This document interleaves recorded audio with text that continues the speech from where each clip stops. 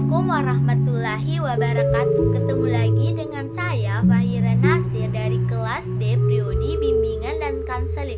Di video kali ini saya akan membahas tentang hukum pertumbuhan dan perkembangan. Hukum pertumbuhan dan perkembangan adalah suatu kecenderungan umum dalam pertumbuhan dan berkembang pada manusia yang mempengaruhi karakteristik setiap individu. Perkembangan pertama, hukum Cepel-Jodol yang menyatakan bahwa pertumbuhan fisik dimulai dari kepala ke arah kaki. Bagian pada kepala tumbuh terlebih dahulu daripada bagian-bagian lainnya. Misalnya, kepala bayi yang baru lahir tumbuh lebih matang daripada bagian tubuh lainnya. Yang kedua, hukum Proximo-Distal menyatakan bahwa pertumbuhan fisik berpusat pada sumbu dan mengarah ke tepi. Alat-alat tubuh yang berada di pusat seperti jantung, hati, dan alat-alat pencernaan lebih dahulu berfungsi daripada yang ada di tepi.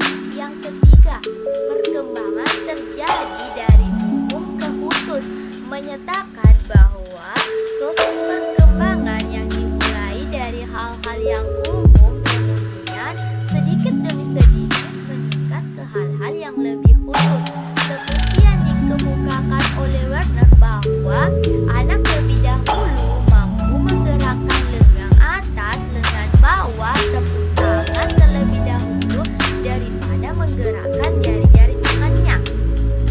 Selanjutnya yang keempat, perkembangan berlangsung dari tahap-tahapan perkembangan, menyatakan bahwa dalam proses perkembangan terjadi tahapan yang terbagi ke dalam masa-masa perkembangan, di mana setiap masa perkembangan terdapat ciri-ciri perkembangan yang berbeda-beda. Contoh penahapan pada manusia antara lain meliputi masa pralahir, masa jabang bayi di mana 0 sampai 2 minggu, masa bayi 2 sampai 1 bulan, masa prasekolah 1 sampai 5 tahun, dan seterusnya.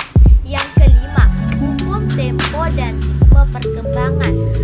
Hukum tempo dan ritme perkembangan menyatakan bahwa tahapan perkembangan berlangsung secara berurutan, terus-menerus, dan dalam tempo perkembangan yang relatif tetap serta berlaku umum. Perbedaan cepat lambatnya suatu penahapan berkembang menampilkan perbedaan individu tidak banyak yang bisa dilakukan oleh guru ataupun orang tua untuk mempercepat ataupun memperlambat tempo dan irama perkembangan tersebut. Selanjutnya, karakteristik pertumbuhan dan perkembangan peserta didik di usia menengah atau remaja.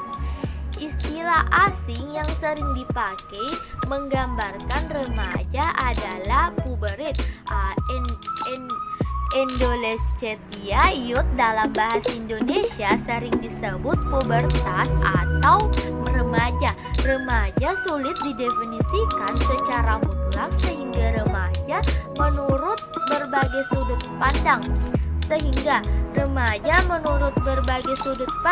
Pertama, pengertian remaja menurut hukum, tidak ada konsep remaja yang diterangkan secara terbuka menurut hukum. Hanya saja pada Undang-Undang Perkawinan disebut bahwa usia minimal untuk suatu perkawinan adalah 16 tahun untuk wanita, sedangkan untuk pria 19 tahun.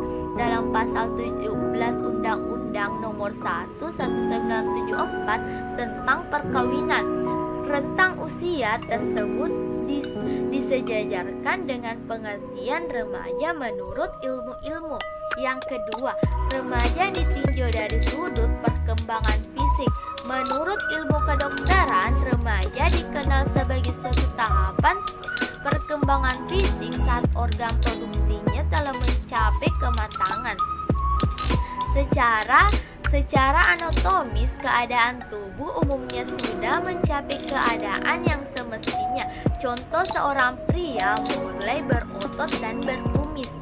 Yang ketiga, batas remaja menurut WHO. Individu berkembang dari saat ini pertama kali ia menunjukkan tanda-tanda seksual sekundernya sampai ia mencapai kematangan seksual. Individu mengalami perkembangan psikologi dan pola identifikasi dari kanak-kanak menjadi dewasa.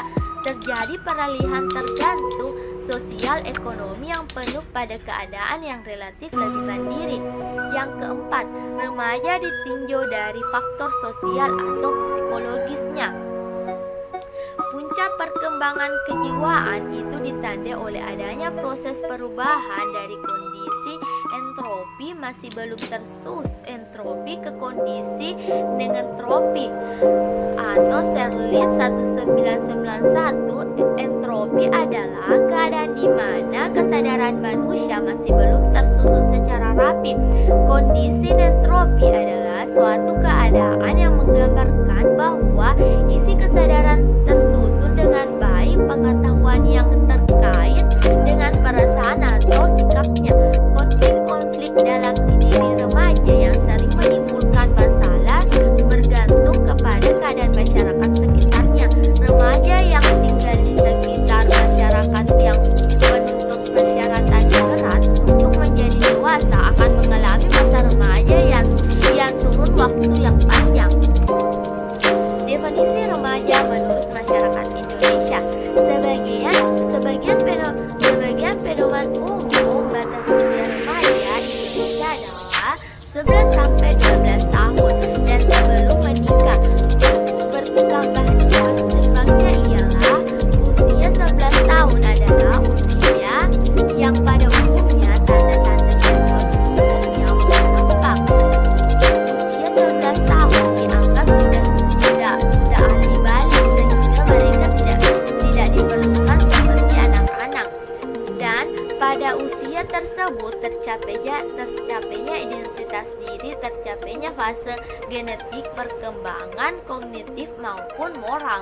Yang D, batas usia 24 tahun dianggap sebagai batas masa remaja asalkan mereka sudah tidak menggantungkan diri lagi.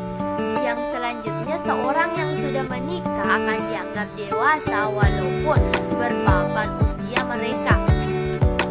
Selanjutnya B, tugas perkembangan kehidupan pendidikan dan karir remaja. Pengertian pendidikan dan karir. Pendidikan pada hakikatnya adalah media belajar bagi manusia. Adapun karir adalah hal-hal yang berkaitan dengan pendidikan dan pekerjaan yang dilakukan oleh seseorang, yang dijalani oleh seseorang. Yang kedua, karakteristik kehidupan pendidikan dan karir.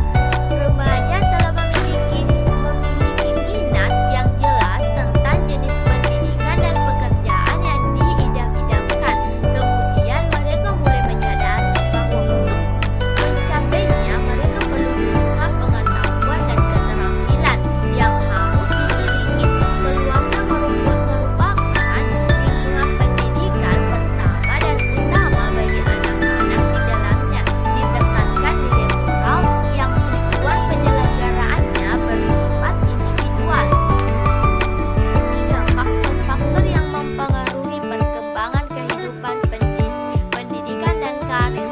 Pertama, A, faktor sosial ekonomi. Kondisi sosial ekonomi keluarga banyak menentukan perkembangan kehidupan pendidikan dan karir anak. B, faktor lingkungan. Lingkungan di sini meliputi tiga macam. Pertama, lingkungan masyarakat. Kedua, lingkungan lembaga pendidikan. Yang ketiga adalah lingkungan sebaya. C, faktor pandangan hidup. Pandangan hidup itu sendiri merupakan bagian yang terbentuk karena lingkungan. Pengejuantahan pandangan hidup tampak pada pendirian seseorang, terutama dalam menyatakan cita-citanya. Selanjutnya, keempat, pengaruh perkembangan kehidupan pendidik dan karir terhadap tingkah laku dan sikap kurikulum pada jenjang sekolah dasar sangatlah umum. Sekolah belum membekali siswa dengan keterampilan untuk memasuki dunia kerjanya.